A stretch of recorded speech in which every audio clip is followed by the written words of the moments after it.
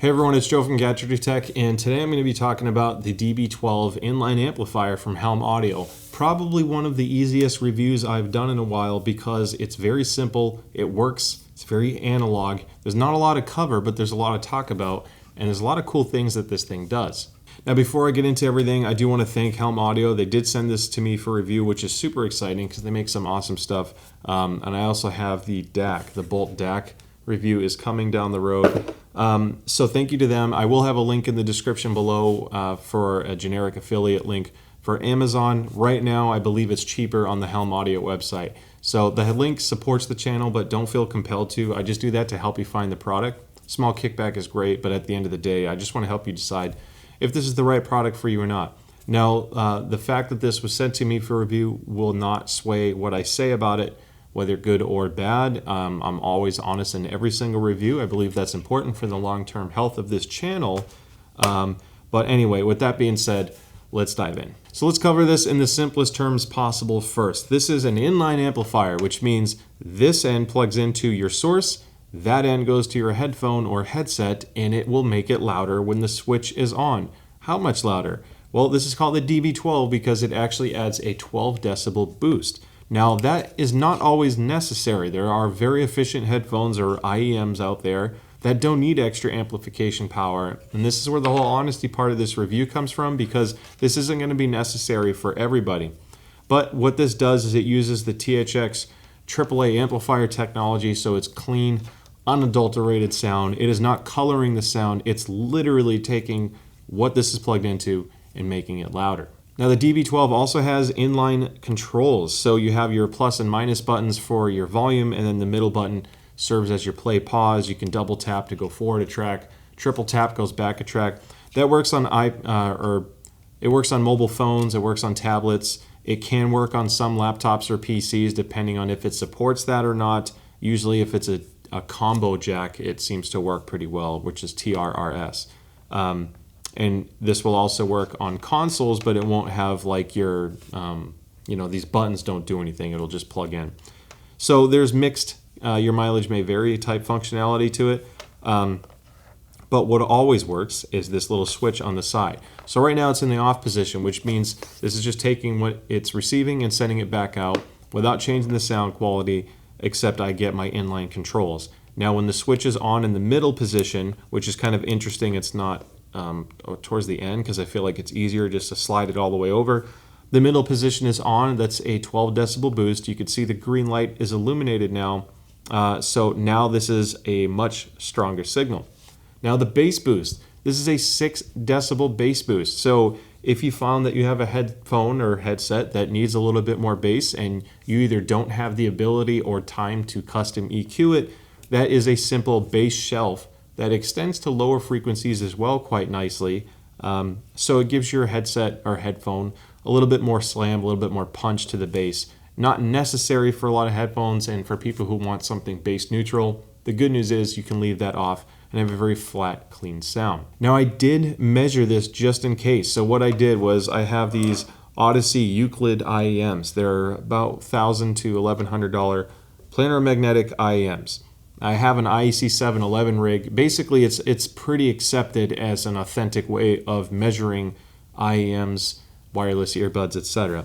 So I could have repeatable results. Now I plugged those directly into a little cheap DAC and measured it. Then I plugged this into the DAC and left it off and measured it again, all without touching the IEM that was mounted on the microphone system. Then I turned this into the on position and measured it again.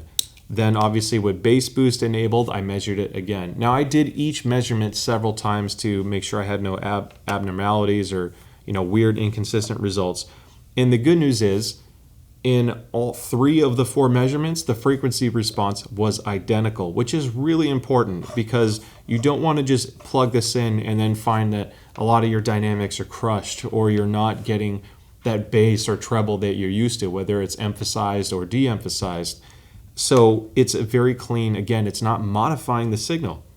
So whether it was plugged in directly to the rig and then plugged in with it off, identical. Turned to the on position, the frequency response was also identical. I just got a louder measurement. Now for an accuracy's sake on the microphone system that I use for measuring, the IC711 clone, I turned the volume down because I was just trying to measure if this was changing the sound at all, not how loud it could go. 12 decibel boost on the amp side will translate differently depending on what kind of headphone or headset or IEM that you're plugged into.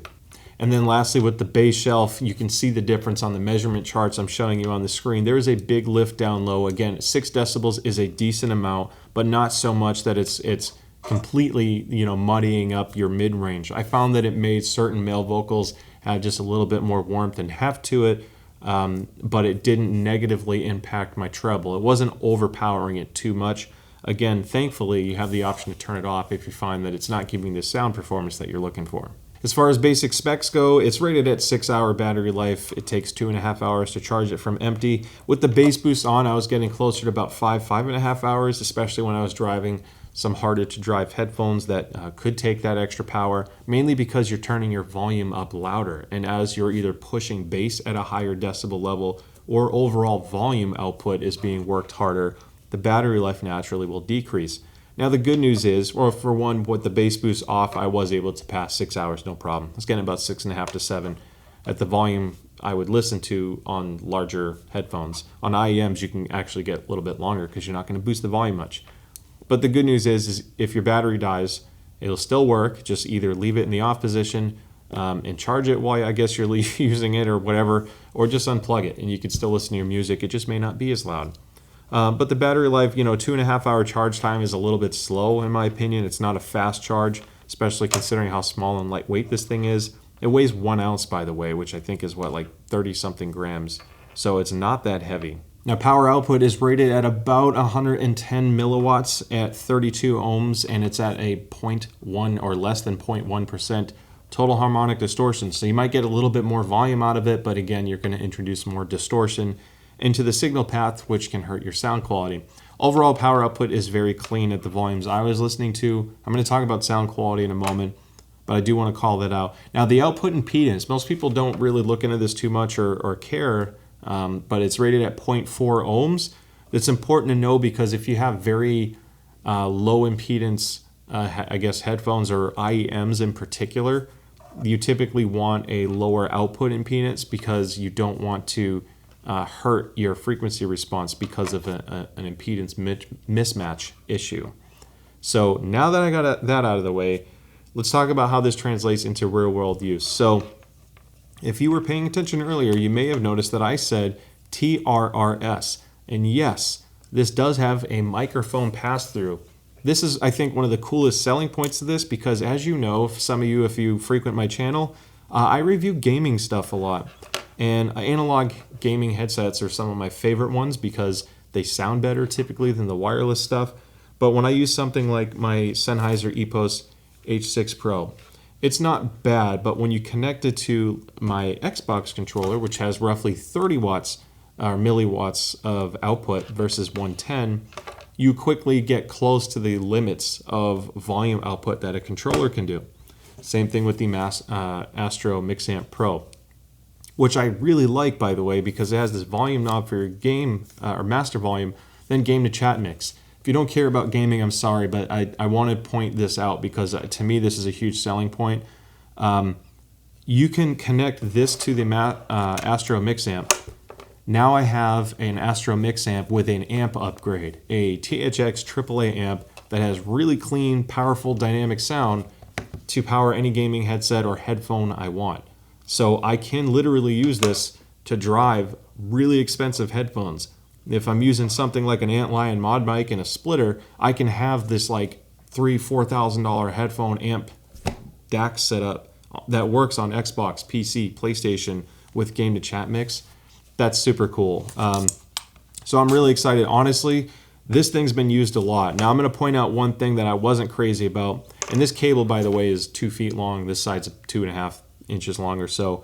Mine's already starting to show a little bit of wear. I've used this quite a bit for the past 2 months, which is about how long I've had it. You can see that the rubber on this jacket here is slightly exposed.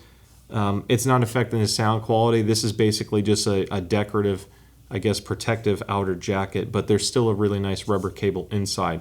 That's the only wear that I've seen. Now this feels nice in my hand.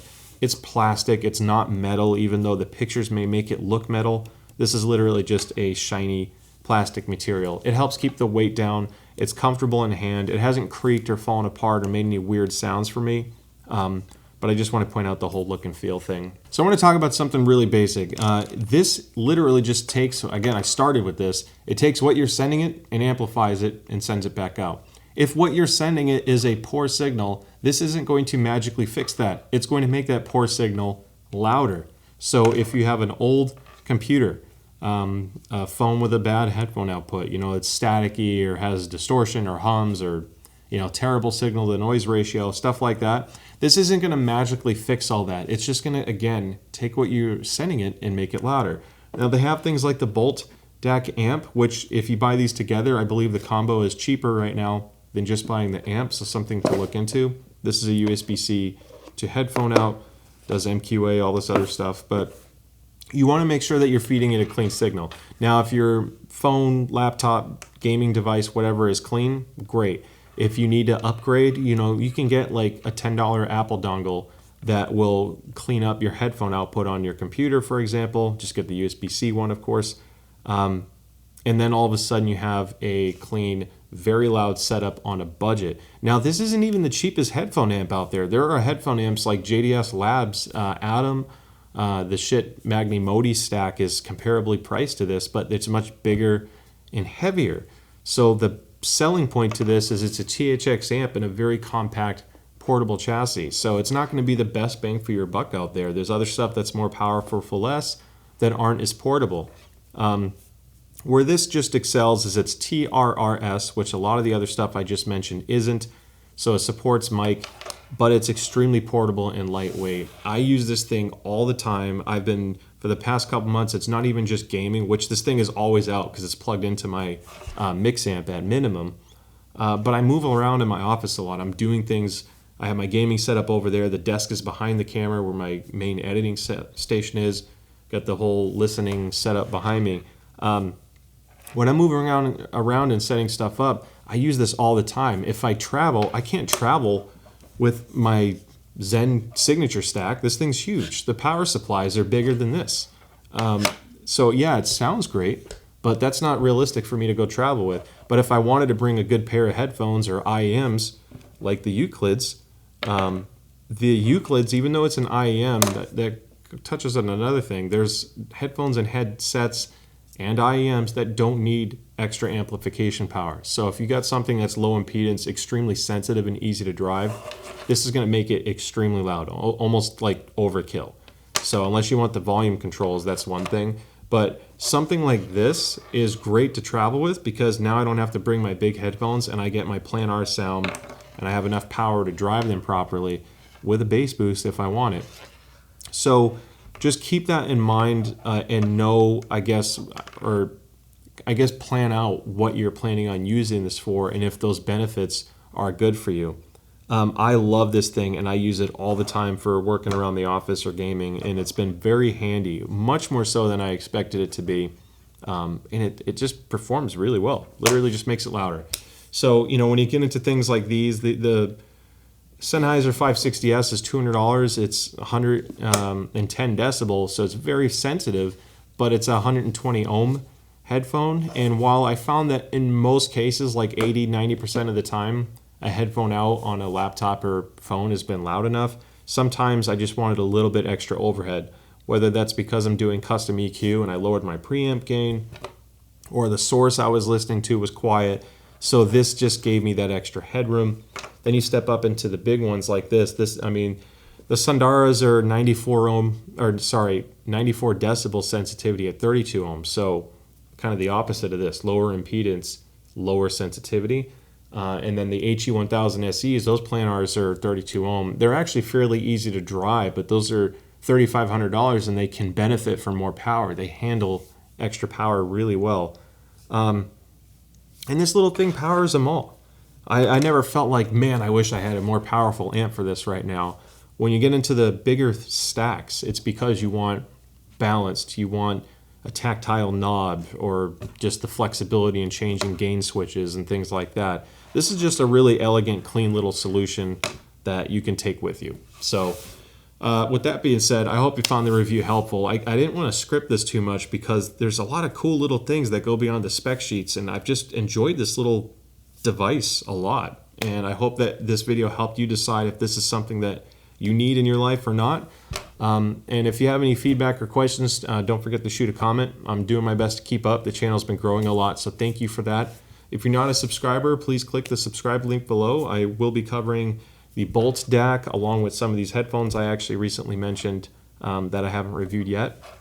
So anyway, thank you all so much for the support. I hope you found this helpful, and I will see you next time. Bye.